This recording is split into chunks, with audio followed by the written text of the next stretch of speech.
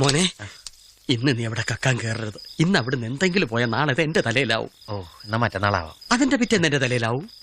സ്ഥിരാണല്ലേ. ചാടിക്ക.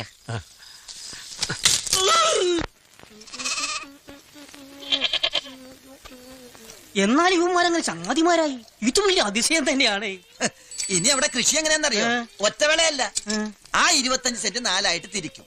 ഒരു ഭാഗത്ത് പയറ്, ഒരു ഭാഗത്ത് പാവല്, ഇപ്പുറത്ത് മത്തൻ, അതിനടുത്ത് കുമ്പളം. കടുപ്പത്തിലൊരു ചായ.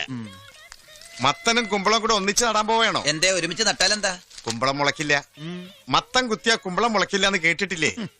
ഇമാതിരി ഓരോ മണ്ടത്തരങ്ങൾ കാണിക്കുന്നത് കൊണ്ടാ നമ്മുടെ നാട്ടിലെ കാർഷിക രംഗം തകരുന്നത്. കാർഷിക രംഗത്ത് ഈ വർഷം കനത്ത വിളവ്. എന്റെ അമ്മോ, കണ്ടോ ഇയാളാ തിരിയാത്ത പേരടിക്ക് നോക്കി ഒരു ഒറ്റ അടിയടി കോയക്കാം. അതിപ്പോ എന്റെ കുറ്റം കൊണ്ടല്ല. മത്തൻ കുത്തിയാ കുമ്പളം മുളക്കില്ല. അത് കാലങ്ങളായിട്ട് കുമ്പളത്തിന്റെ ശീല. നീ എന്താടി കിളിക്കണത്?